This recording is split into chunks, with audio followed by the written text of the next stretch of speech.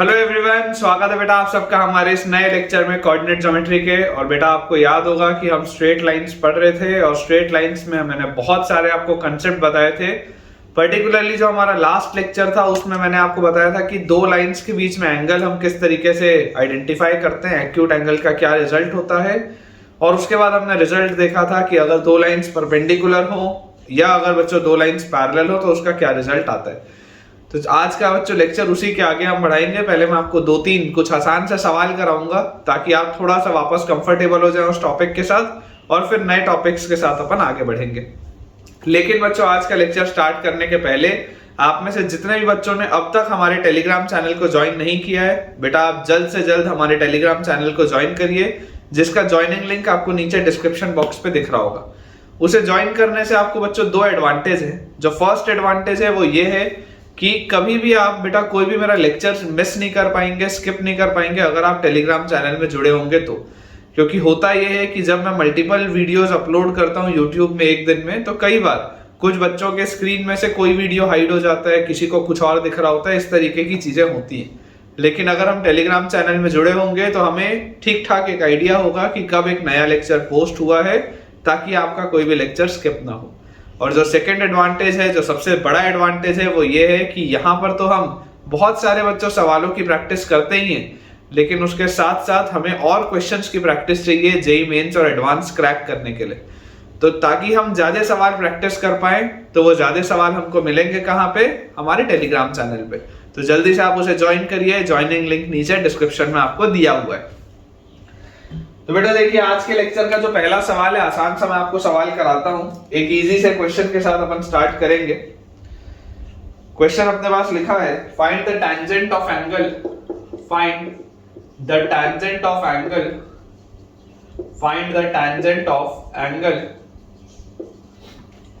between the pair of straight lines, between the pair of straight lines, between the pair of straight lines, between the pair of straight lines, x minus y plus 5, x minus y plus 5 equal to 0 and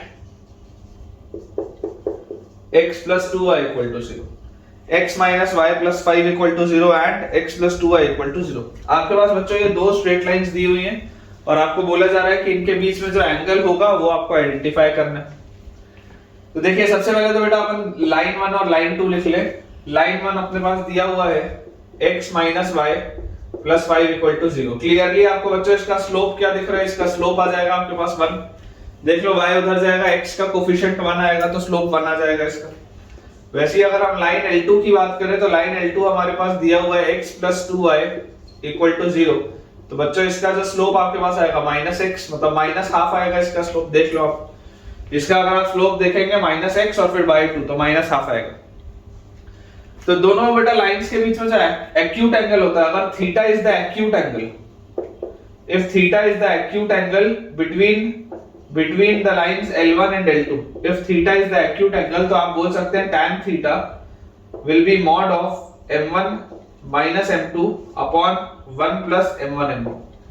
यही बेटा result था जो अपन ने derive किया था, tan theta is equal to mod of m1 minus m2 upon 1 plus m1 m2।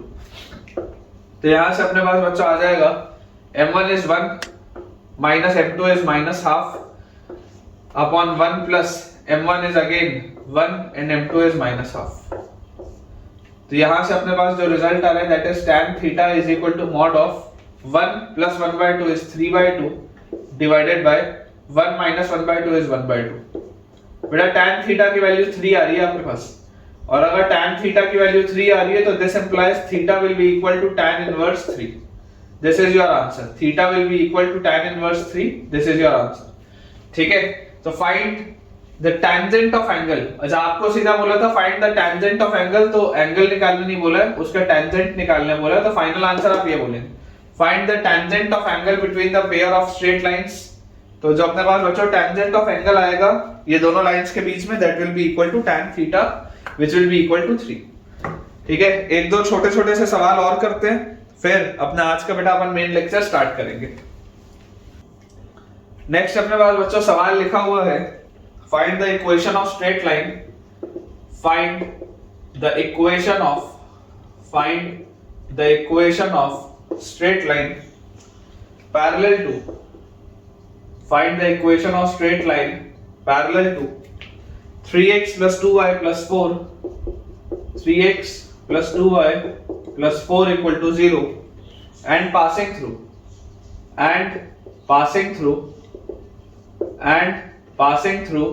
1,1। आसान सा बच्चों सवाल, एकदम आसान सा सवाल है ताकि आप बस थोड़ा सा फेमिलियर हो जाए दोबारा से टॉपिक से। Find the equation of straight line parallel to 3x plus 2y plus 4 equal to 0 and passing through 1,1। इस तरीके का बेटा सवाल मैंने आपको लास्ट लेक्चर में भी कराए थे। आपको ये याद होना चाहिए कि इस लाइन के पैरेलल जो भी एक लाइन होगी, इस लाइन के बच्चों पैरेलल जो भी एक लाइन होगी that will be of the form 3x plus 2y plus lambda equal to 0। इस लाइन के पैरेलल जो भी लाइन होगी that will be of the form 3x plus 2y plus lambda equal to 0।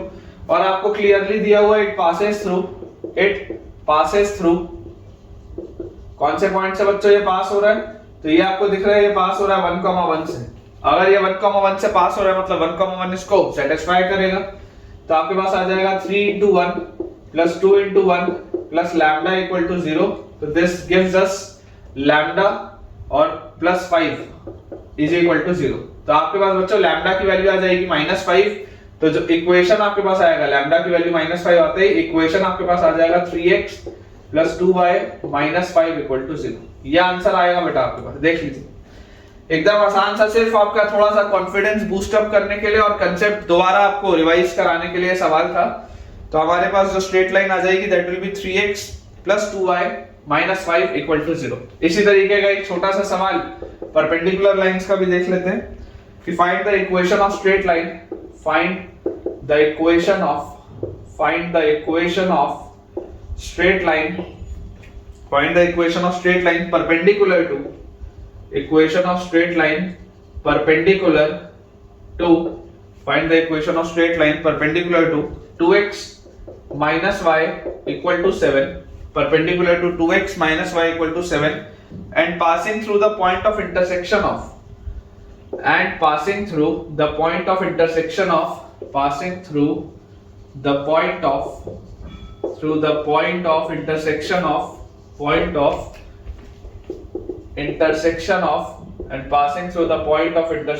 किसके बेटा इंटरसेक्शन पॉइंट से पास हो रहा है 3x plus 4y equal to 8 3x plus 4y equal to 8 and y axis 3x plus 4y equal to 8 and y axis। ये अपने पास बच्चों सवाल दिया है कि आपको एक स्ट्रेट लाइन का इक्वेशन बताना है which is perpendicular to this, इसके जो कि परपेंडिकुलर हो and passes through the point of intersection of 3x plus 4y equal to 8 and y axis।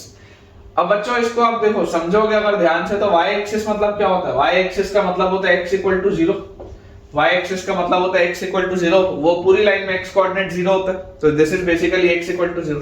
जब आप इन दोनों को सॉल्व करेंगे तो यार x की वैल्यू 0 रखते ही आपके पास देखो y क्या आ जाएगा 3 into 0 plus 4 into y is equal to 8। Immediately बच्चों y की वैल्यू आपके पास 2 आ जाएगी, मतलब कि पॉइंट ऑफ इंटरसेक्शन क्या आ गया, पॉइंट ऑफ इंटरसेक्शन आपके पास आ जाएगा 0,2। पॉइंट ऑफ इंटरसेक्शन बच्चों आपके पास आ जाएगा इट पासेस थ्रू 0,2। ठीक है, अब मुझे बोला जा रहा है कि ये स्ट्रेट लाइन है, ये आपकी स्ट्रेट लाइन है और आपको इसके परपेंडिकुलर लाइन लिखनी है। मैंने अक्सर बच्चों ये चीज देखी है कि बच्चे कई बार ना bx minus ay plus lambda लिखने में अनकंफर्टेबल होते हैं, बच्चे कई बार bx minus ay plus lambda लिखने में अनकंफर्टेबल होते हैं जो ax plus by plus c के परपेंडिकुलर होती है लाइन। तो ज्यादा बेटर है कि आप स्लोप से देख लो, आपको ये वाले लाइन का बताओ स्लोप क्या दिख रहा है। अगर आप स्लोप देखोगे तो इसका आपको बच्चों स्लोप दिख रहा है 2, देखेंगे ध्यान से कि इसका स्लोप जैसे आप माइनस वाई उधर लेके जाओगे तो आपके पास स्लोप आ जाएगा 2। इसका मतलब आपको जो रिक्वायर्ड स्लोप होगा वो क्या होगा, m1 m2 की वैल्यू -1 होनी चाहिए, तो रिक्वायर्ड स्लोप आपके पास -½ होना चाहिए। सोच के देखो रिक्वायर्ड स्लोप आपके पास -½ होना चाहिए, तभी तो -½ को जब आप 2 से मल्टीप्लाई करेंगे तो 2 से 2 कटेगा और -1 आपके पास आएगा। ठीक है, तो ये अपने पास स्ट्रेट लाइन का कंसेप्ट है। अब आपके पास पॉइंट है, स्लोप है, तो answer will be point slope form से y minus y1 is equal to slope into x minus x1। तो x minus x1 तो x minus 0 तो x होता है, तो यहां से अपने पास क्या आ जाएगा 2y minus 4 2y minus 4 is equal to minus x, या हम लिख सकते हैं x plus 2y minus 4 is equal to 0। ये आंसर आएगा बेटा आपके पास, x plus 2y minus 4 is equal to 0। Check कर लीजिए, x plus 2y minus 4 equal to 0, बिल्कुल सही है बेटा। तो चलिए अब नेक्स्ट टॉपिक की तरफ अपन आगे बढ़ते हैं। बेसिक हमारा रिवीजन हो चुका है, अगला टॉपिक बेटा स्टडी करते हैं। चलिए बेटा नोट डाल के एक चीज लिखेंगे, नोट डाल के आप एक स्टेटमेंट लिखेंगे, उसके बाद मैं उसको आपके लिए बेटा डिराइव भी करूंगा। लिखा हुआ है अपने पास, late m1 m2 and m3, let m1 m2 and m3 are the slopes of three lines, let m1 m2 m3 are the slopes of three lines, या three straight lines are the slopes of three straight lines, L1 equal to 0, L2 equal to 0 and L3 equal to 0। ठीक है, L1 equal to 0, L2 equal to 0 and L3 equal to 0, where clearly हमको दिया हुआ है where m1 is greater than m2, where m1 is greater than m2 is greater than m3।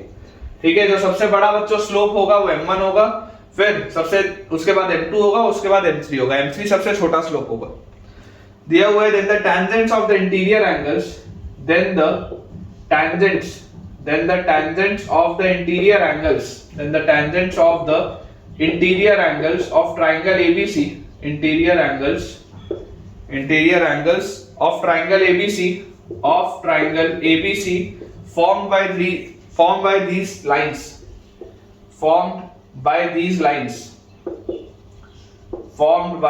lines, let m1 m2 m3 be the slopes of three straight lines, L1 equal to 0, L2 equal to 0 and L3 equal to 0, where m1 is greater than m2 is greater than m3, then the tangents of interior angles of triangle ABC formed by these lines। तो tan A जो आता है बेटा, tan A की value आती है आपके पास m1 minus m2 upon 1 plus m1 m2।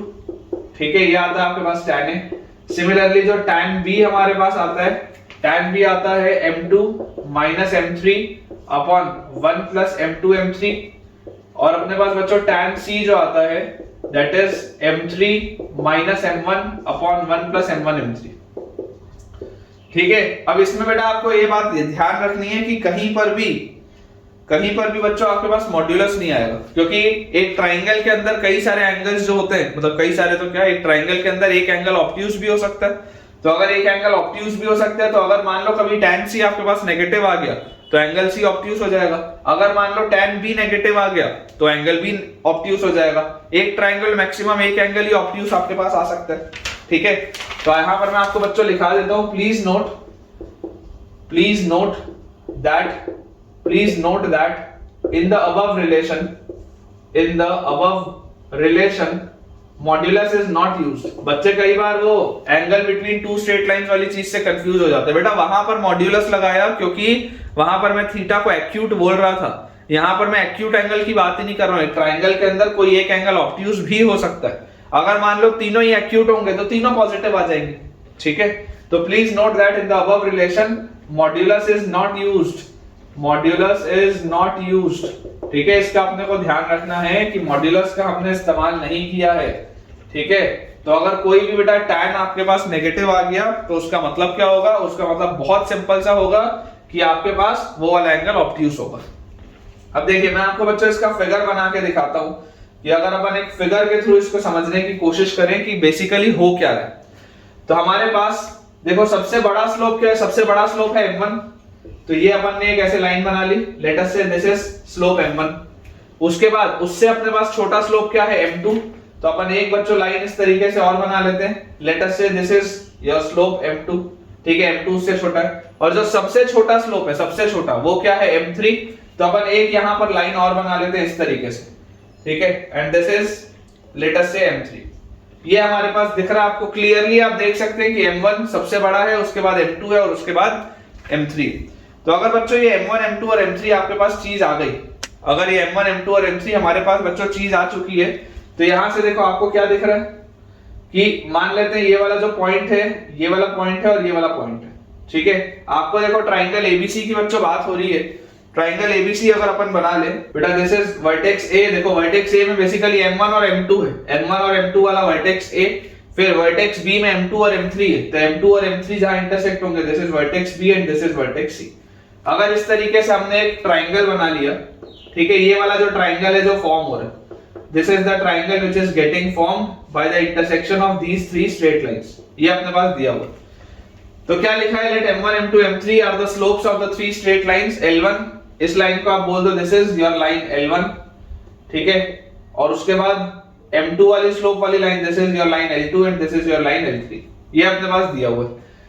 Three straight lines L1 L2 L3 where m1 is greater than m2 is greater than m3, clearly आपको दिखाई दे रहा है सबसे बड़ा स्लोप m1 है, उसके बाद m2 और सबसे छोटा स्लोप आपके पास m3 है। Then the tangents of the interior angles of triangle ABC, आपको बेटा tan A tan B और tan C को आइडेंटिफाई करना है। आप इसमें ये समझिए कि ये आपके पास अल्फा 1 का इंक्लिनेशन होगा, तो tan अल्फा 1 m1 के बराबर होगा, ठीक है ना।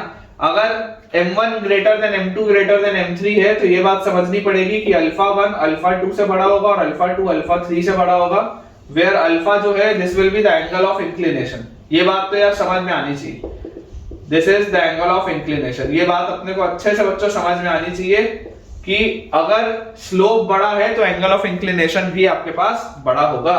तो मतलब यहां पर अगर ये अल्फा 1 था तो ये m2 के साथ वाला ये अल्फा 2 होगा और m3 के साथ वाला ये हमारे पास होगा अल्फा 3। ये आपको अच्छे से समझ में आता है। तो इसमें बेटा मैं आपको ये बोलता हूं कि आप ऐसा करो, सबसे पहले अगर अपन एंगल ए को आइडेंटिफाई करने की बात करें, एंगल ए को, तो एंगल ए को आइडेंटिफाई करने के लिए आप ये छोटा सा ट्राइंगल देखो, ये वाला अगर बेटा आप ट्राइंगल देखोगे तो देखो ये angle A, this is your angle A, ये मैं इसको डार्क भी कर देता हूं। अब अगर ये एंगल ए था तो इसके सामने वाला ये वर्टिकली ऑपोजिट एंगल जो होगा वो भी एंगल ए होगा। अगर ये बच्चों एंगल ए था तो उसके ऑपोजिट वाला वर्टिकली ऑपोजिट एंगल वो भी एंगल ए होगा। तो क्लियरली आपको एक बात दिखाई देती है that alpha 1 will be equal to a plus alpha 2, exterior angle alpha 1 will be equal to a plus alpha 2, this is exterior angle. मैं लिख भी देता हूं ताकि आपको समझ में आए that alpha 1 will be equal to a plus alpha 2, angle a यहां अंदर था लेकिन क्योंकि उसके ऑपोजिट वाला भी एंगल a ही होगा तो अपन ये चीज लिख सकते हैं। तो यहां से एंगल a बच्चों अपने पास आ गया अल्फा 1 माइनस अल्फा 2, जैसे ही मैं दोनों साइड tan लूंगा तो tan a will be equal to tan of alpha 1 minus alpha 2, और हमें यहां से क्लियरली दिखाई दे रहा है कि tan a will be equal to tan of a minus b, tan of a minus b कितना होता है, tan a minus tan b upon 1 plus tan a tan b, यही होता है। जहां पे tan अल्फा 1 क्या है m1 और tan अल्फा 2 है m2, tan alpha 1 is your m1 and tan alpha 2 is your m2। तो देख लो बच्चों वही रिलेशन आ गया जो आपको लेके आना था, ये वही रिलेशन है जो हमको लेके आना था। तो ये तो हो गया पहला वाला। अब सिमिलरली अगर मैं दूसरे की बात करूं, अगर बेटा मैं दूसरे एंगल की बात करूं तो यहां पर आप देखिए एंगल ए हमने लिख लिया, अब अपन पकड़ते हैं एंगल बी को।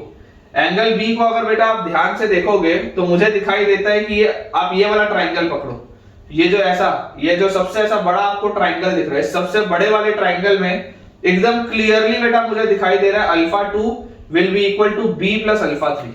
क्लियरली बच्चों मुझे दिखाई दे रहा है alpha 2 will be equal to b plus alpha 3। इसका भी रीजन वही एक्सटीरियर एंगल, देख लो ये वाले में पूरा का पूरा alpha 2 exterior angle will be equal to b plus alpha 3, reason नहीं लिख रहा हूं। तो यहां से b की वैल्यू अपने पास आ जाएगी अल्फा 2 माइनस अल्फा 3, या tan b will be equal to tan of alpha 2 minus alpha 3, और क्लियरली बेटा आप लिख सकते हैं tan b will be equal to tan of a minus b is tan a minus tan b upon 1 plus tan a tan b, ये आ जाएगा अपने पास, देख लो आप ये चीज आ जाएगी, ठीक है। और जैसी बेटा ये अपने पास रिलेशन आया तो यही अपने पास यहां भी लिखा हुआ था, tan b क्या लिखा हुआ था m2 minus m3 upon 1 plus m2 m3, तो ये भी सही है बिल्कुल, ठीक है, ये भी बेटा बिल्कुल आपके पास सही चीज लिखी हुई है। एंड सिमिलरली अब अगर हम लास्ट में देखें तो आपको देखो रिजल्ट तो याद हो जाएगा, रिजल्ट में प्रॉब्लम नहीं है, अंडरस्टैंडिंग सिर्फ ये होनी चाहिए कि जब आप इस रिजल्ट को यूज कर रहे होंगे तब बेटा इस रिजल्ट का इस्तेमाल करते हुए आपको ये चीज इंश्योर करना जरूरी है।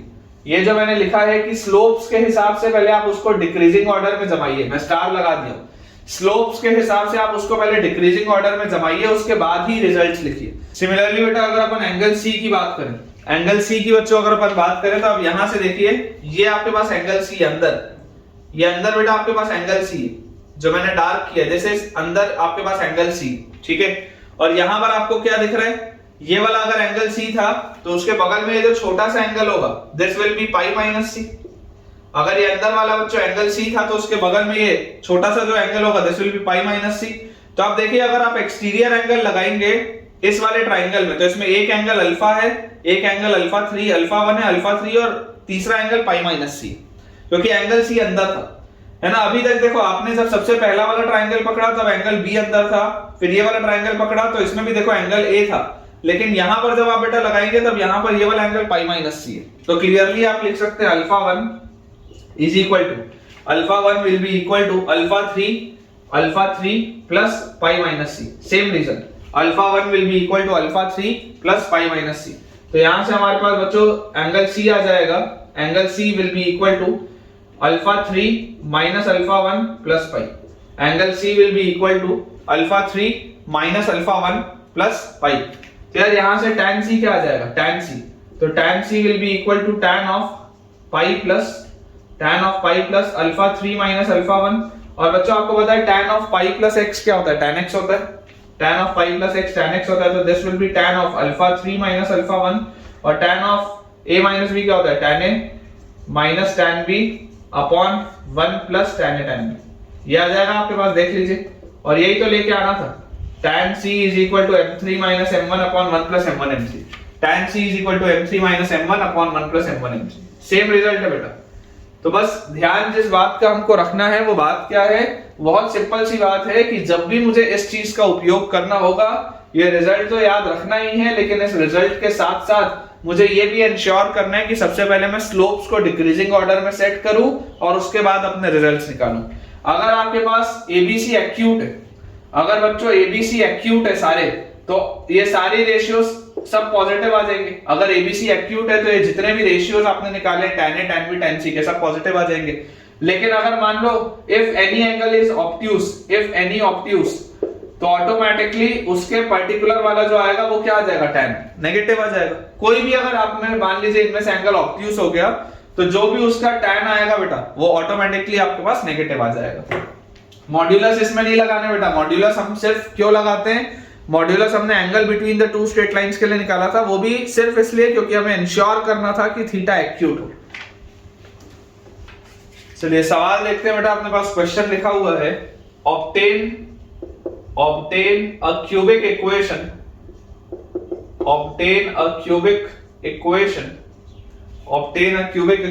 whose roots are the tangents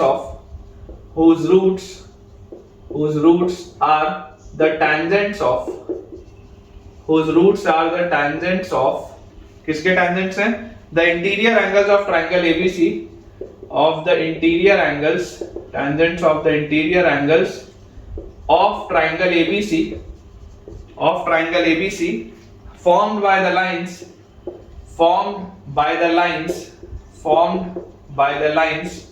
कौन सी लाइन से मिल रहे हैं, x plus y plus 5 equal to 0, x plus y plus 5 equal to 0, ये पहली लाइन है। फिर 2x minus y plus 3 is equal to 0, ये दूसरी लाइन है। And 3x plus y plus 10 is equal to 0। बच्चों ये आपके पास तीन लाइंस हैं और इनसे बनने वाला जो भी ट्राइंगल होगा, इन तीनों लाइन से बनने वाला जो भी ट्राइंगल होगा उसके इंटीरियर एंगल्स के टेंजेंट्स जो है वो रूट की तरह बिहेव कर रहे हैं। मतलब कि जो आपका क्यूबिक इक्वेशन होगा, आपका बच्चों जो क्यूबिक इक्वेशन आएगा, cubic equation will be x minus tan a multiplied by x minus tan b multiplied by x minus tan c will be equal to 0। ये बेसिकली आपका क्यूबिक है। This is basically your cubic equation, जिसमें कि clearly आपको दिखाई दे रहा है कि tan a tan b and tan c are the roots, tan a tan b and tan c are the roots, यही लिखा है ना। obtain a cubic equation whose roots are the tangents of the interior angle, interior angle है ABC, इनके जो tangents हैं वो इस क्यूबिक इक्वेशन के रूट्स हैं। इनके बच्चों जो tangents हैं वो इस क्यूबिक इक्वेशन के रूट हैं। अपने पास ये चीज लिखी हुई। अब सबसे पहला जो स्टेप होता है, सबसे पहला स्टेप क्या होता है कि आप स्ट्रेट लाइंस को उस तरीके से जमाइए ताकि आप स्लोप्स के हिसाब से उसको लिख पाए। तो आपके पास बेटा देखो, इसका यहां से स्लोप आएगा -1, यहां से आपके पास स्लोप आएगा 2 और यहां से आपके पास जो स्लोप आता हुआ दिख रहा है दैट इज -1/3। तो मैं आपको बोलूंगा कि आपकी लाइन L1 जो होनी चाहिए वो ये बीच वाली लाइन होनी चाहिए 2x minus y plus 3 equal to 0 having its slope as 2, having its slope as 2, इसका slope आएगा 2। उसके बाद यहां पर बेटा जो आपके पास लाइन है इसका स्लोप आएगा आपके पास कितना -3, और यहां वाली जो लाइन है इसका स्लोप आपके पास आ जाएगा -1। देख लो इसका स्लोप आपके पास आएगा -3 एंड इसका स्लोप आपके पास आएगा -1, तो ये वाली लाइन उसके बाद आएगी। तो L2 should be x plus y plus 5 is equal to 0, so its slope is -1, and finally बच्चों L3 जो लाइन है that will be 3x plus y और plus 10, 3x plus y plus 10 equal to 0, जिसका slope आपके पास कितना आ जाएगा -3। ठीक है, डिक्रीजिंग ऑर्डर में हमने सेट कर लिया, हमने इंश्योर कर लिया है कि m1 is greater than m2 is greater than m3, और जैसे ही हमने ये चीज इंश्योर कर ली तो ऑटोमेटिकली बेटा tan a क्या होता है, tan a आपके पास होता है m1 minus m2 upon 1 plus m1 m2, tan a होता है m1 minus m2 upon 1 plus m1 m2, तो 2 into -1, तो इसको सॉल्व करेंगे तो 2 plus 1 3 by 1 minus 2, this is -1, तो tan a की वैल्यू तो आ गई -1, tan a comes out to be -3, ये आ गया आपके पास tan a। अब अगर हम बात करें tan b की, तो tan b हम क्या निकालेंगे, tan b will be m2 minus m3, तो m2 minus m3 upon 1 plus m2 m3, 1 plus m2 m3, दोनों का बच्चों जो प्रोडक्ट होगा आपके पास ये लिखेंगे आप। तो यहां से अपने पास tan b comes out to be कितना आ जाएगा, देखिए -1 और +3, दिस इज 2 upon -3 -1, 3 plus 1 4, यार tan b तो हाफ आ रहा है, tan b की वैल्यू हमारे पास कितनी आ जा रही है, हाफ आ जा रही है। और अब बारी है tan c की, तो tan c will be m3 minus m1 upon 1 plus m1 m3, 1 plus m1 into m3, ये आ रहा है। तो यहां से आपके पास बच्चों आ रहा है -5 divided by -3 into 2 is -6 plus 1 is -5, यार tan c तो 1 आ रहा है, tan c comes out to be 1। तो आपके पास tan a, tan b और tan c की बच्चों वैल्यू आ चुकी है। अब आपके पास जो क्यूबिक इक्वेशन होगा, cubic equation will be of the form x minus tan a मतलब x plus 3 multiplied by x minus tan b मतलब x minus half multiplied by x minus tan c मतलब कि x minus 1, this should be equal to 0, ये हमारे पास होना चाहिए। इसको multiply कर लेते हैं और सॉल्व कर लेते हैं। तो सबसे पहले आप पहले और आखिरी वाले को अगर मल्टीप्लाई करेंगे तो आपके पास आ जाएगा x स्क्वायर फिर -x और प्लस 3x, तो प्लस 2x और -3, और दूसरे वाली चीज को आप लिख लो 2x minus 1 by 2 equal to 0, ऐसा लिख लो 2x minus 1 by 2 is equal to 0। ये 2 को आप उस साइड ले जाओ, कोई दिक्कत की बात नहीं। और जैसे ही आप इसको बेटा सॉल्व करेंगे तो आपके पास 2x into x square will be 2x cube, फिर 2x into 2x is 4x square, उसके बाद 2x into -3 is -6x, फिर -1 से मल्टीप्लाई करोगे तो -x square minus 2x plus 3 is equal to 0। तो फाइनल आंसर अपने पास जो आ रहा है दैट इज 2x क्यूब, ये दोनों सेट हो गए। फिर 2x क्यूब के बाद ये प्लस 4x स्क्वायर और -x स्क्वायर, तो प्लस 3x स्क्वायर ये भी सेट हो गया। फिर -6x और -2x, -8x and plus 3, this is equal to 0। ये आंसर आना चाहिए बेटा, चेक कर लो। 2x cube plus 3x square, 2x cube plus 3x square -8x plus 3 equal to 0, बिल्कुल सही, बिल्कुल करेक्ट बेटा दिया हुआ है। तो आप देख सकते हैं कि बहुत ब्यूटीफुली स्ट्रेट लाइंस का कंसेप्ट, स्ट्रेट लाइंस के कंसेप्ट को मैंने क्वाड्रेटिक इक्वेशंस के बेटा आपने पॉलिनोमियल्स के कंसेप्ट के साथ जोड़ा और ये शानदार सवाल बना। ऐसे सवाल टिपिकली जेईई मेंस लेवल में आ जाते हैं कभी कभी, तो प्रैक्टिस होनी बहुत जरूरी है बेटा। अगला अपने पास बच्चों जो सवाल लिखा हुआ है उसमें दिया है equation of find the equation of perpendicular bisector, equation of perpendicular bisector, find the equation of perpendicular bisector of the sides AB and AC, find the equation of the perpendicular bisector of the sides AB and AC of triangle ABC। या थोड़ा सा mistake हो गया बेटा, इसका ऐसा लिखो, find हटा दो सामने से, इसको आप लिखो द इक्वेशन ऑफ, ऐसा लिखो the equation of perpendicular bisector of sides AB and AC of triangle ABC are x minus y plus 5 equal to 0, x minus y plus 5 equal to 0 comma x plus 2y equal to 0, ठीक है, respectively.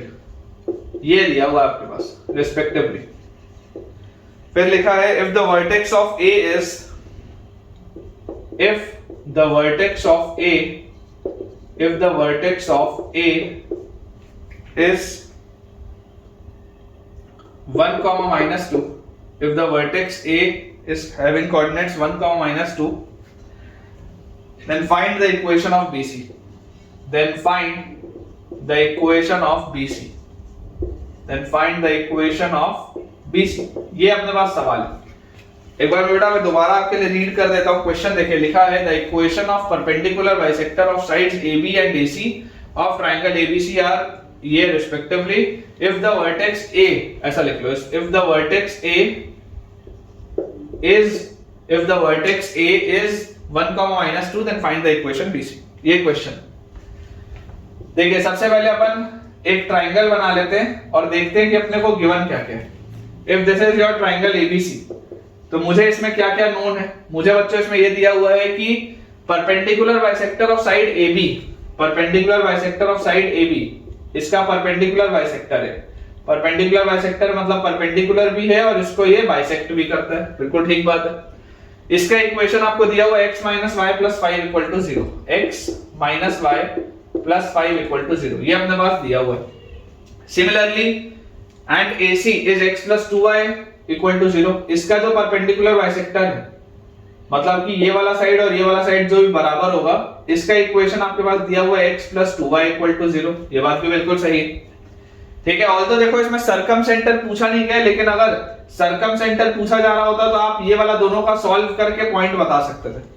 अगर सरकमसेंटर पूछा जा रहा होता तो आपको पता है कि परपेंडिकुलर बाइसेक्टर्स जहां पर मीट करती हैं उस पॉइंट को बेटा आप क्या बोलते हैं, परपेंडिकुलर बाइसेक्टर्स के मीटिंग पॉइंट को आप बोलते हैं सरकमसेंटर। तो वहां आप बोल सकते थे, हालांकि पूछा नहीं जा रहा है, कोई दिक्कत नहीं।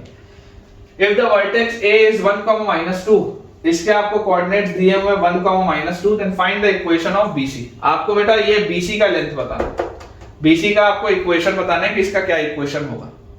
अब देखो तरीका समझो बेटा, तरीका आप समझने की कोशिश करो कि यार आपको मान लो आप वर्टेक्स B मान लो x2 y2 है और आप वर्टेक्स C मान लो x3 y3, ठीक है। अब हमको क्या क्या चीज पता है, हमको बच्चों ये वाली बात पता है कि A और B का जो मिड पॉइंट होगा वो इस लाइन पे लाई करेगा, ये बात पता है क्या आपको?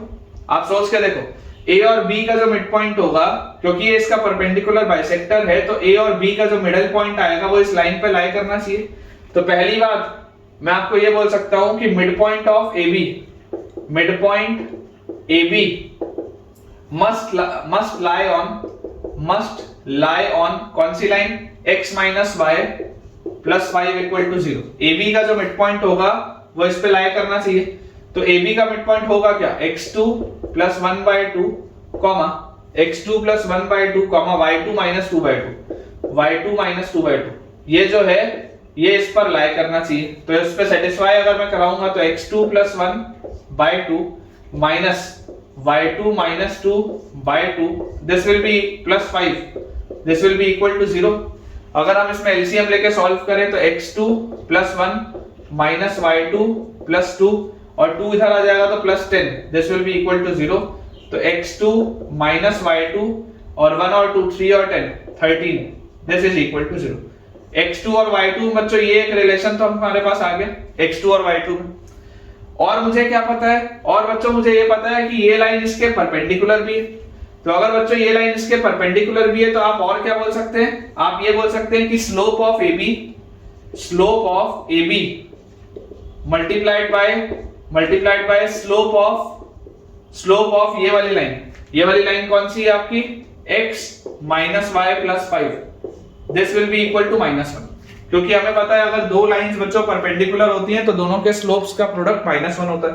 तो AB का स्लोप क्या होगा, AB का स्लोप आप बोल सकते हैं y2 minus y1 मतलब y2 plus 2 upon x2 minus x1 मतलब x2 minus 1 multiplied by BC का जो मतलब सॉरी ये वाली बेटा जो लाइन है इसका स्लोप क्या होगा, इसका स्लोप आपको देखो 1 दिख रहा है, इसका जो स्लोप है ये 1 दिख रहा है आपको, तो multiplied by 1 should be equal to -1। तो यहां से आपके पास आ जाएगा y2 plus 2 is equal to ये x2 minus 1 उधर -1 से मल्टीप्लाई होगा तो -x2 और +1 तो x2 प्लस y2 की हमारे पास वैल्यू आ गई -1। देखिए x2 प्लस y2 रीअरेंज किया, x2 plus y2 will be equal to -1। अगर बेटा मैं इन दोनों इक्वेशंस को ऐड कर दूं, अगर मैं सिर्फ इन दोनों इक्वेशंस को ऐड कर दूं, इसमें भी ये +13 उधर ले जाते हैं, तो आप इसको लिख सकते हैं इक्वल टू -13। ठीक है, इसको आप बच्चों लिख सकते हैं इक्वल टू -13। अगर मैं इन दोनों को ऐड कर दूं, तो ऐड करते ही हमारे पास क्या आ जाएगा 2x2, ऐड करते ही -y2 प्लस y2 कटेगा, 2x2 इज इक्वल टू -13 और -1 -14। तो x2 की वैल्यू हमारे पास आ जाएगी -7।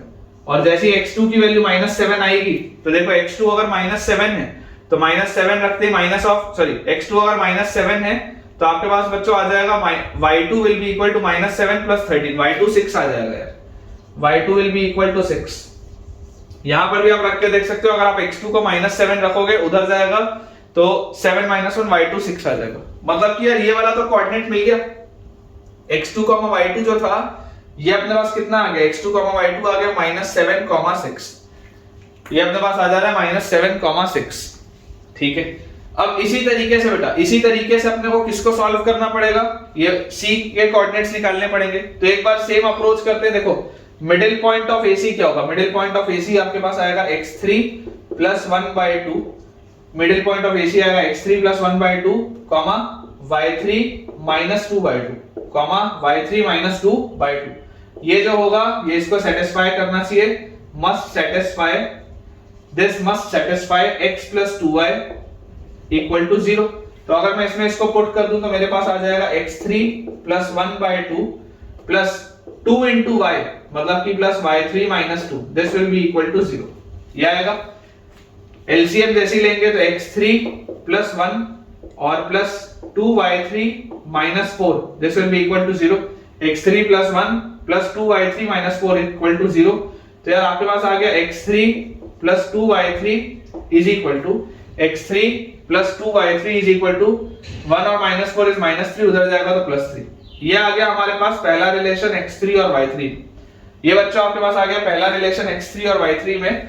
और इसी में आगे अगर हम बढ़ जाएं, इसी में बेटा अगर हम आगे बढ़ जाएं, स्लोप की अगर हम बात करें तो देखो इसका स्लोप कितना है, अगर आप AC का स्लोप निकालोगे तो slope of AC will be y3 minus y2, मतलब y3 plus 2 upon x3 minus 1 upon x3 minus 1 multiplied by इसका जो स्लोप होगा, इसका स्लोप बच्चों आपके पास आ जाएगा -1/2, इसका आपके पास स्लोप आ जाएगा कितना -1/2, और ये दोनों के स्लोप्स का प्रोडक्ट -1 के बराबर होना चाहिए। तो यार यहां से ये माइनस से माइनस बैलेंस कर दो, तो इक्वेशन आपके पास आ जाएगा y3 plus 2 is equal to ये 2 इंटू ये पूरी चीज उधर जाएगी, तो this will be equal to 2x3 minus 2। ये अपने पास आएगा, this will be equal to 2x3 minus 2। तो यार यहां से अपने पास अपन ऐसा करते हैं बेटा, सब्स्टिट्यूशन कर देते हैं। ये +2 भी जो है, +2 को भी आप उधर ले जाओ, तो इसको आप लिख सकते हो -4, इसको आप लिख सकते हो -4, सब्स्टिट्यूट कर दो। थोड़ा सा अपन बेटा बोर्ड क्लियर कर लेते हैं। तो देखिए बच्चों, जैसे ही आपने ये लिख लिया, जैसे ही आप इसको इसमें सब्स्टिट्यूट करेंगे आपके पास आएगा x3 प्लस 2y3, तो 2 इंटू y3 की जगह आप लिख सकते हैं 2x3 minus 4, this is equal to 3।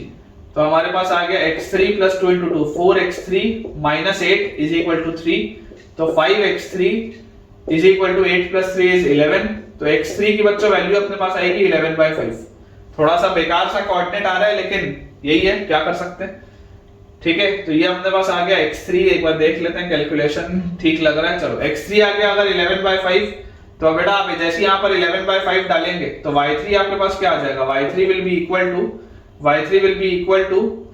2 into 11/5, 2 into 11/5 minus 4, so this will come out to be 22/5, और 4 को आप लिख सकते हैं 20/5।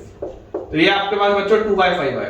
y3 की वैल्यू आपके पास आ जाएगी 2/5, दिस इज योर y3 आ जाएगा 2/5 और x3 आपके पास आ जाएगा 11/5। ठीक है, y3 will be 2/5, ये आ गया देखो 22/5, और यहाँ पे 4 को आप लिख लो 20/5। ठीक, तो C के हमारे पास कोऑर्डिनेट्स क्या आ गए, coordinates of point C are 11/5, 2/5, 11/5, 2/5। तो फाइनली आपको देखो सवाल क्या पूछ रहा था, सवाल पूछ रहा था फाइंड द इक्वेशन BC। तो बेटा BC का इक्वेशन आपके पास क्या आएगा, 2 पॉइंट फॉर्म। 2 पॉइंट फॉर्म क्या बोलता है, y minus y1 y minus y1 is equal to y2 minus y1, मतलब कि 2/5 minus 6 upon x2 minus x1, मतलब कि 11/5 और माइनस ऑफ -7 मतलब +7 इनटू x माइनस x1।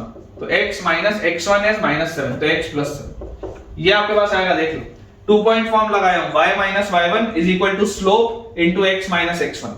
बस इसको अगर हम सॉल्व करें तो अपने पास आएगा बच्चों y minus 6 is equal to, यहां पर आपके पास आ जाएगा 5 इधर जाएगा तो 6 into 5 30, 2 minus 30 is minus 28 divided by 5 और 7 35, 35 और 1 36 और 10 तो 46 और दोनों से नीचे का 5 कट जाएगा मल्टीप्लाइड बाय x प्लस 7 और 28 और 46 भी बच्चों अगर आप देखेंगे तो 2 का फैक्टर कॉमन है, तो 2 का अगर आप फैक्टर कट कर दो तो आपके पास आ जाएगा 14/23, 14/23।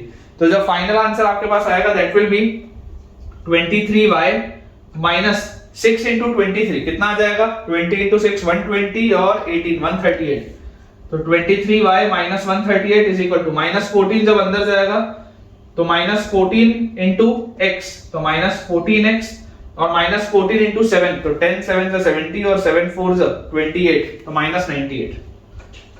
ये आ रहा है बेटा अपने पास रिजल्ट। थोड़ा सा अगर इसको रीअरेंज हम करें तो हमारे पास आ जाएगा 14x plus 23y, 14x plus 23y और is equal to 138 minus 98 is 40, तो इज इक्वल टू 40। ये आना चाहिए बेटा आंसर, एक बार चेक कर लीजिए आप भी।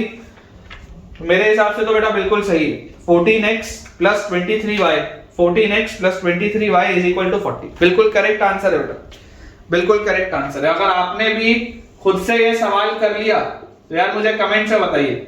अगर आपने भी बच्चों खुद से ये सवाल को सॉल्व कर लिया तो मुझे आप जरूर कमेंट में बताइए, और ये सवाल आपको कैसा लगा इसमें भी मुझे बताइएगा। चलिए अगला बच्चों अपने पास सवाल लिखा हुआ है, प्रूव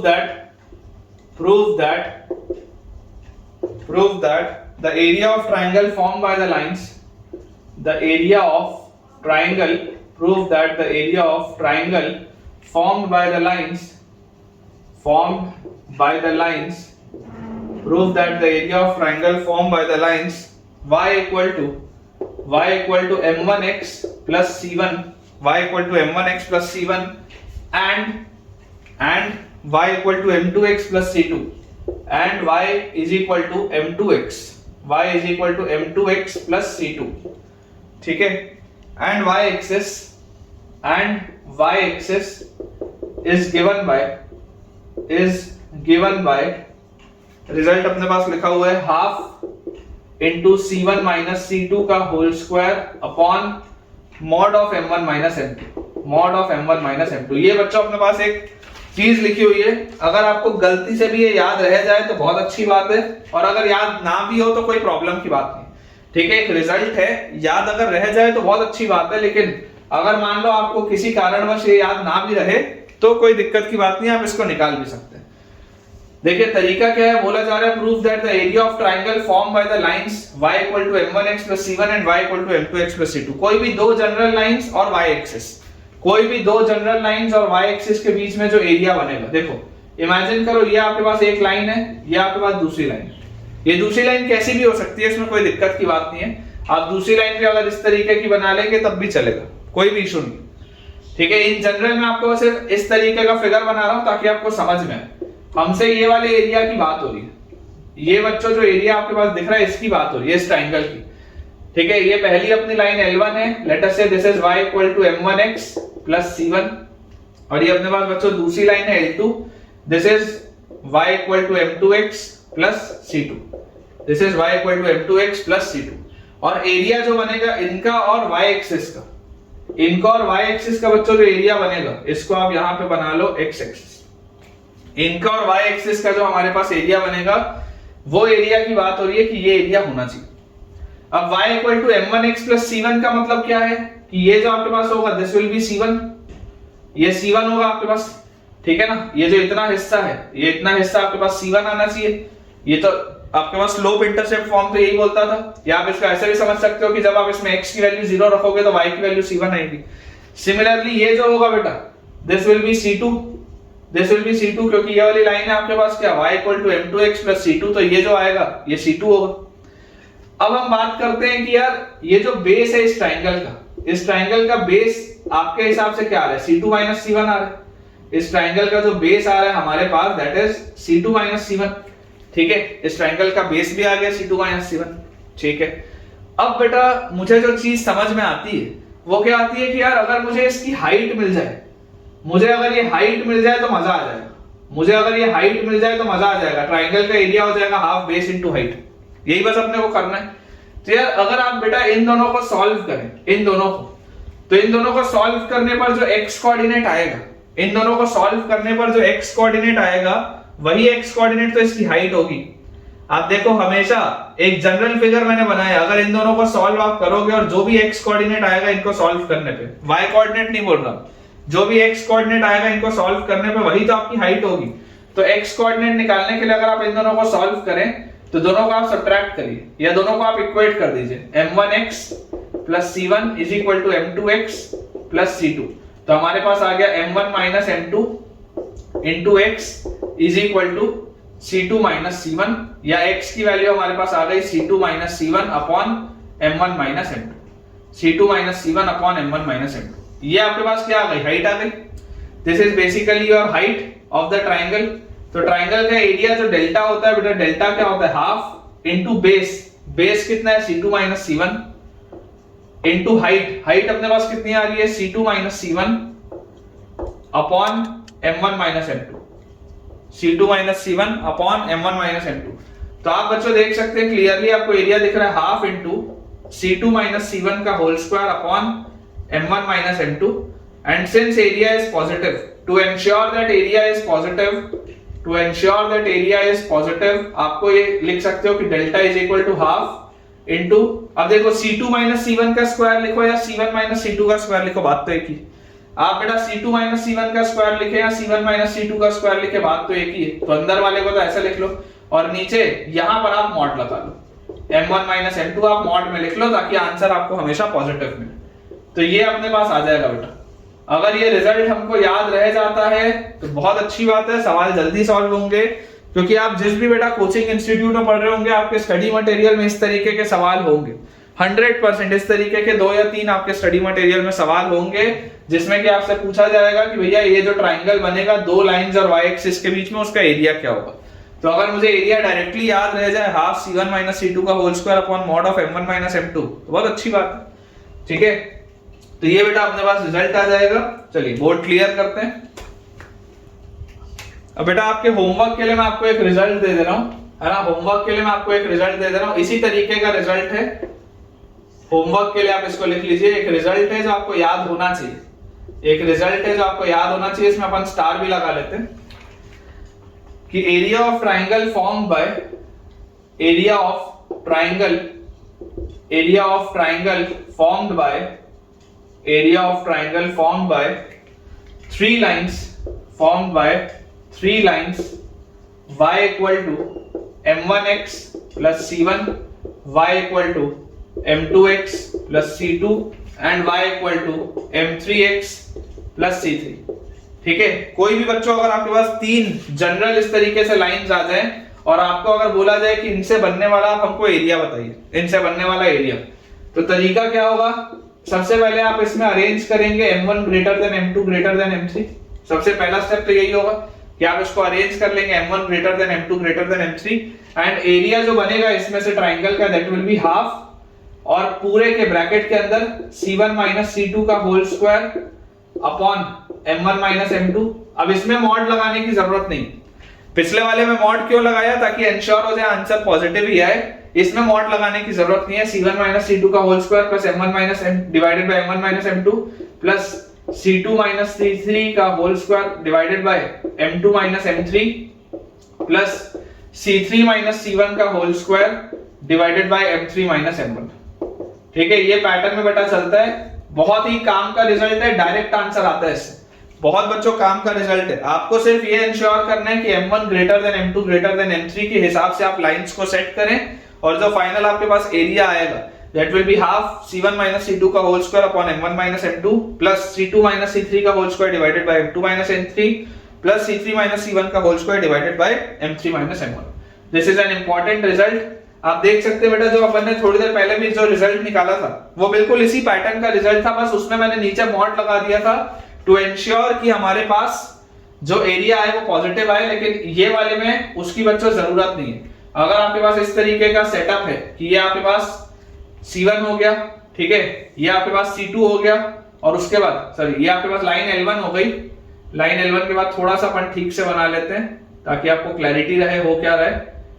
लाइन L1 के बाद जो आपके पास स्लोप आएगा अगला इस तरीके से बना लेते हैं, this is line L2, and इसके बाद ये जो आपके पास तीसरी लाइन आएगी बेटा, this is your line L3।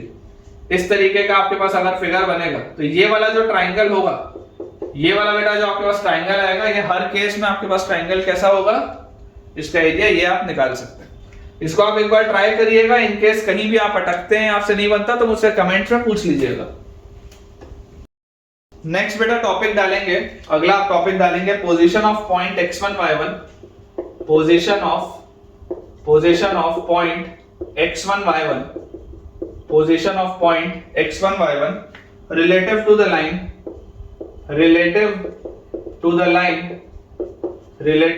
line ax plus by plus c equal to 0।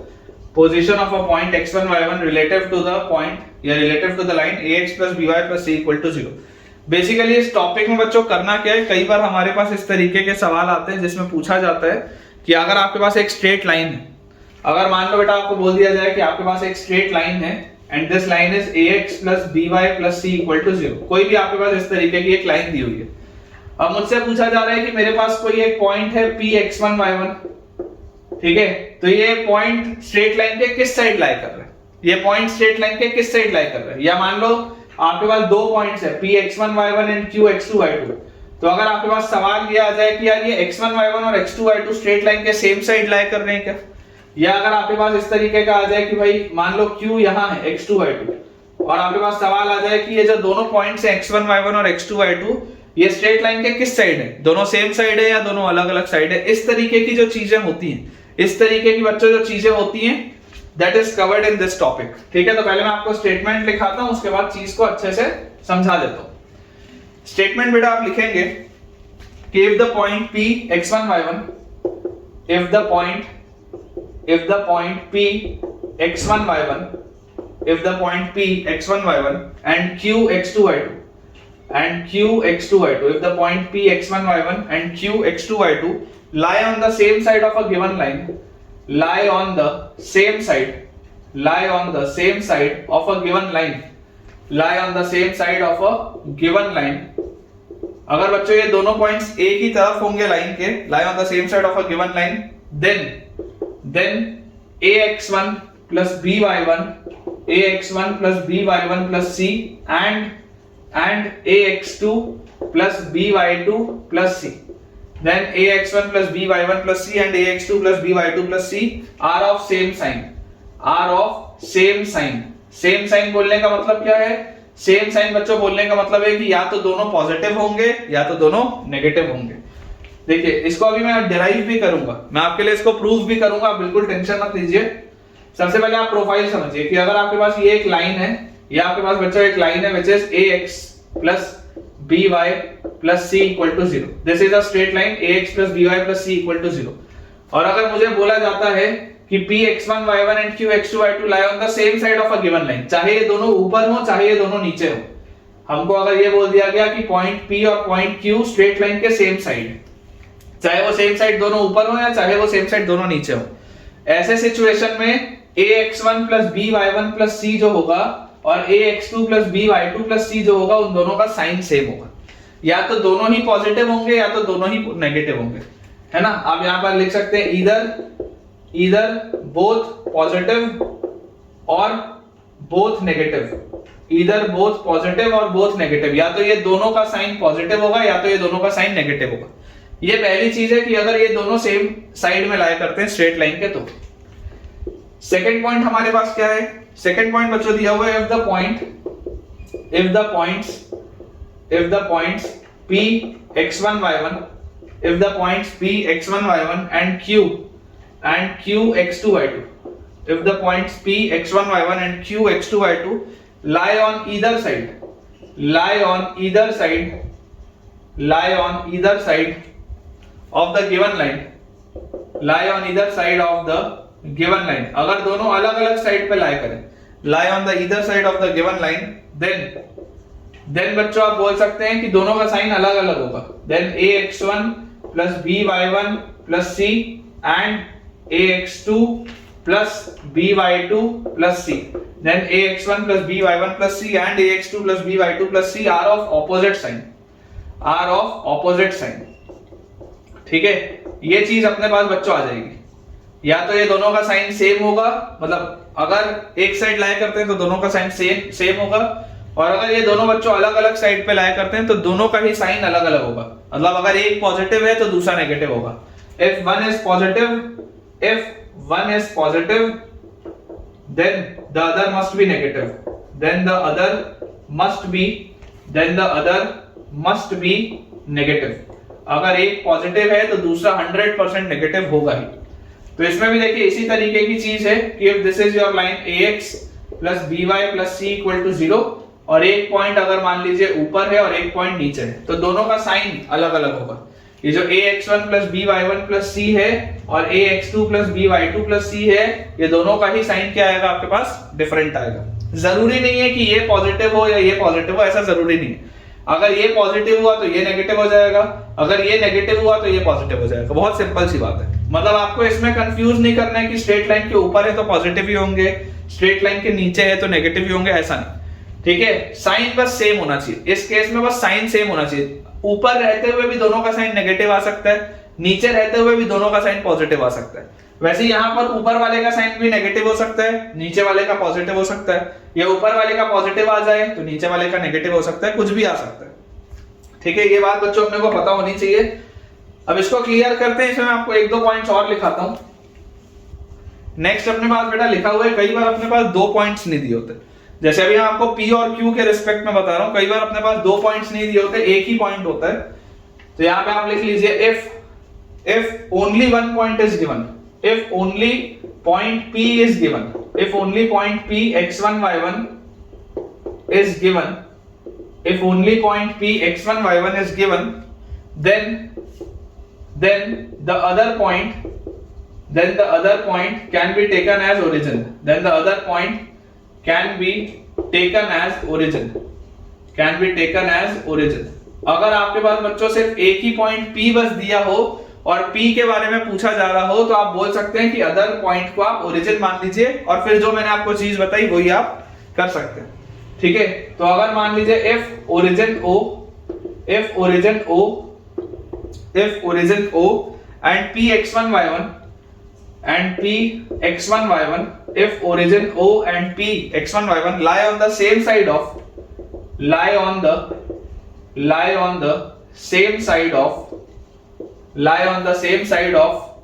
ax plus by plus c equal to 0, if origin O and P x1 y1 lie on the same side of ax plus by plus c equal to 0, then तो यहां पर बच्चों आप देखिए, अब जैसे आप origin 0,0, origin क्या है 0,0, जैसे आप 0,0 इसमें पुट करेंगे, बेसिकली आप x1 y1 जब पुट करते हैं तो x1 y1 आप यहां पर पुट करते हैं, तब तो आपके पास ax1 plus by1 plus c आता है ना। तो अगर आप 0,0 पुट करेंगे तो 0,0 पुट करने में आपको सिर्फ और सिर्फ c मिलेगा। जब आप यहां पर 0,0 बच्चों पुट करेंगे तो आपको सिर्फ और सिर्फ क्या मिलेगा, c। तो if origin O and P x1 y1 lie on the same side, then c and ax1 plus by1 plus c are of same sign। ठीक है, ये अपने को बच्चों समझ में आना चाहिए। then c and ax1 plus by1 plus c are of same sign। बोलने का मतलब क्या है, बोलने का बेटा मतलब बहुत सिंपल सा है कि अगर इस तरीके का अपने पास एक प्रोफाइल बना हुआ है और ये आपके पास एक लाइन है, this is your x axis, this is y axis and this is your line ax plus by plus c equal to 0। तो अगर ये एक पॉइंट है, मान लो मेरे पास पॉइंट P, ठीक है, और ये आपका ओरिजिन है, और ये अगर बेटा दोनों सेम साइड है, दोनों अगर सेम साइड है, तो if origin O which is 0,0 and बच्चों आपको बोला जा रहा है point P lie on the same side of the line, then small c and ax1 plus by1 plus c are of same sign। ये जो स्मॉल c है, ये स्मॉल c आपको कैसे मिलेगा, जैसे आप x1 y1 यहां पर पुट करते हैं तो ax1 plus by1 plus c मिलता है, वैसे जब आप 0,0 यहां पर पुट करेंगे तो ये टर्म गायब और केवल c आपके पास बचेगा।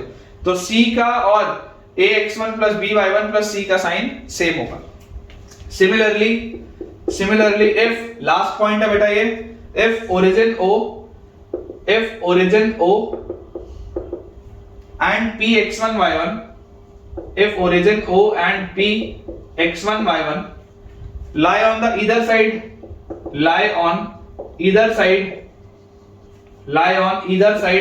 इधर लिखो ऑपोजिट लिखो, lie on opposite sides of line ax plus by plus c equal to 0, then c and ax1 plus by1 plus c have opposite signs, मतलब कि अगर एक पॉजिटिव होगा तो दूसरा नेगेटिव होगा। ठीक है, तो इस तरीके का आप इसमें बच्चों फिगर सोच सकते हैं कि ये अगर आपके पास इस तरीके से एक लाइन दी हुई है, यहां पर अगर ओरिजिन हो और पॉइंट P कहीं बाहर हो, दूसरे साइड, ओरिजिन एक साइड है, पॉइंट P दूसरे साइड है और लाइन है आपके पास ax plus by plus c equal to 0, this is your x axis and this is your y axis. ठीक है, तो इस केस में आप देख सकते हैं क्लियरली कि ओरिजिन और पॉइंट P दोनों अलग अलग साइड हैं, तो आपके पास c का और ax1 plus by1 plus c का साइन डिफरेंट होगा। इसका बेटा मैं आपको प्रूफ अब करा देता हूं। चलिए बेटा इसका प्रूफ देखते हैं, बहुत आसान से इसका प्रूफ है। इमेजिन करिए आपके पास ये एक पॉइंट है A, या इसको आप मान लो पॉइंट, ये आपके पास पॉइंट P है और ये आपके पास पॉइंट Q है। ठीक है, दो अपने पास पॉइंट्स दिए हुए हैं और मैं आपको दो केसेस बता देता हूं। पहला केस ये वाला जिसमें कि स्ट्रेट लाइन इनके बीच से क्रॉस हो रही है, मतलब पॉइंट P और पॉइंट Q स्ट्रेट लाइन के ऑपोजिट साइड्स हैं।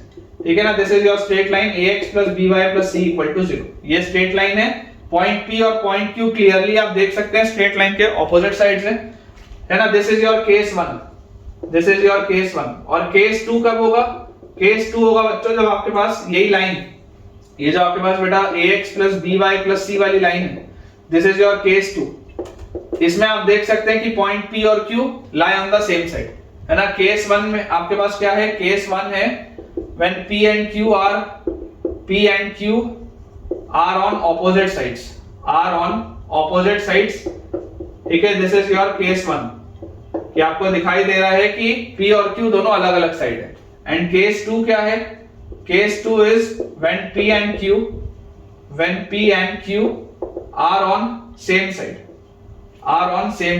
P and Q are on same side। ठीक है, अगर P और Q दोनों सेम साइड में होगा that will be your case 2।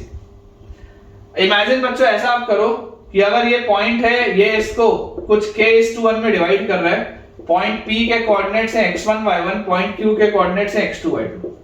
ये आप लिख लो और आप मान लो, आप ऐसा मान लो कि late ax plus by plus c, let ax plus by plus c divide pq in the ratio k:1। अब अगर वो केस 1 होगा, अगर बच्चों केस 1 होगा तो ये लाइन कौन सा डिवीजन होगा? Internal division. अगर केस 1 होगा तो डिवीजन कैसा होगा? इंटरनल डिवीजन होगा। और अगर आपके पास केस 2 होगा तो डिवीजन बच्चों एक्सटर्नल होगा। केस 2 में आपके पास एक्सटर्नल डिवीजन आएगा। इस बात में भी कोई डाउट नहीं होना चाहिए कि केस 1 में मेरे पास ये इंटरनली इसको डिवाइड कर रहा है, मतलब k must be positive. Internal division मतलब k मस्ट बी पॉजिटिव, और अगर एक्सटर्नली डिवाइड कर रहा है इसका मतलब कि k मस्ट बी नेगेटिव। ये बात आती है समझ में? हम ऐसा करते हैं बेटा, इस पॉइंट के कोऑर्डिनेट्स निकालते हैं। Late us say this is point M, तो पॉइंट M के कोऑर्डिनेट्स हमारे पास क्या आ जाएंगे? kx2 plus x1 upon k plus 1 and ky2 plus y1 upon k plus 1। फिलहाल मैं इंटरनल और एक्सटर्नल की बात नहीं कर रहा हूं, मैं सिर्फ इन जनरल इसके कोऑर्डिनेट्स निकाल रहा हूं। ठीक है, अगर ये एक्सटर्नल डिवीजन होगा तो ऑटोमेटिकली k नेगेटिव हो जाएगा और आंसर अपना सेट हो जाएगा, कोई दिक्कत की बात नहीं, मैंने लिख दिया। एक बात जो हमको समझ में आती है कि ये जो पॉइंट होगा, this must lie on, M must lie on कौन सी line? ax plus by plus c। ये पॉइंट 100% इस पे लाई करना चाहिए, ये जो पॉइंट होगा ये 100% इस लाइन पर लाई करना चाहिए, पॉइंट M। रख के देखो, जैसे ही आप रखोगे तो therefore a times kx2 plus x1 by k plus 1 plus b times ky2 b times ky2 plus y1 upon k plus 1 plus c must be equal to 0, इस लाइन को सेटिस्फाई करेगा। तो यार यहां से अपने पास क्या आ जाएगा, k times ax2 plus ax1 plus b times या k times by2 plus by1, और ये k प्लस 1 इससे मल्टीप्लाई होगा तो plus k times c plus c must be equal to 0। ये नीचे का जो k प्लस 1 है वो राइट साइड में चला जाएगा तो गायब हो जाएगा। तो फाइनली अपने पास आ रहा है k times ax2 plus by2 plus c plus ax1 plus by1 plus c is equal to 0। तो k is equal to minus times of ax1 plus by1 plus c divided by ax2 plus by2 plus c। ये आ रहा है अपने पास बेटा, ये चीज आ रही है आपके पास। अब आप ऑटोमेटिकली बच्चों देखो देख सकते हैं कि अगर आप केस 1 की बात कर रहे होंगे, तो केस 1 में k पॉजिटिव होगा। अगर केस 1 में k पॉजिटिव होगा तो k को पॉजिटिव लाने के लिए ये ax1 plus by1 plus c and ax2 plus by2 plus c must be of opposite side, है ना। न्यूमरेटर एंड डिनोमिनेटर ऐसा लिख देता हूं मैं, numerator and denominator must be of different signs या must be of opposite sign, ऐसा लिख देता, must be of opposite sign. यही तो मैं आपको उस समय बता रहा था, क्योंकि आप देख लीजिए जब P और Q ऑपोजिट साइड्स में होंगे मतलब इंटरनल डिवीजन हो रहा होगा, मतलब K पॉजिटिव होना चाहिए। तो अगर आपको K को पॉजिटिव करना है तो पॉजिटिव करने के लिए यहां पर एक नेगेटिव साइन है, तो ये वाली भी तो पूरी चीज नेगेटिव होनी चाहिए। और अगर ये वाली पूरी चीज नेगेटिव होनी चाहिए इसका मतलब numerator and denominator must be of opposite sign. And with similar logic बच्चों अगर k नेगेटिव है, अगर k नेगेटिव होगा मतलब ये नेगेटिव है, तो ये numerator and denominator must be of same sign, ये सेम साइन के होंगे तो ऑटोमेटिकली ये पूरी चीज पॉजिटिव आएगी और k आपके पास नेगेटिव हो जाएगा। तो k इज लेस देन 0, मतलब देख लो केस 2 जो है, केस 2 में दोनों सेम साइड, अगर दोनों सेम साइड हैं तो दोनों का साइन भी सेम होगा। यही तो मैंने आपको चीज बताई थी, ठीक है। तो बहुत आसान सा बच्चों इसका प्रूफ था और मेरे हिसाब से हर बच्चे को ये प्रूफ समझ में आना चाहिए। तो बेटा आज के लिए अपन इतना ही रखते हैं, इस पर बेस्ड क्वेश्चंस की प्रैक्टिस हम अगले लेक्चर में करेंगे। मुझे बच्चों पूरी उम्मीद है कि आपको आज का लेक्चर बहुत पसंद आया होगा, आपने काफी एंजॉय किया होगा। तो जो भी आज आपने बच्चों मुझसे नया सीखा मुझे कमेंट्स में जरूर बताइए। और ओवरऑल अगर आपको आज का वीडियो अच्छा लगा हो तो वीडियो को लाइक, चैनल को सब्सक्राइब और दोस्तों के साथ इस वीडियो के लिंक को शेयर भी करें ताकि उनकी पढ़ाई भी बहुत अच्छे से हो पाए। Thank you.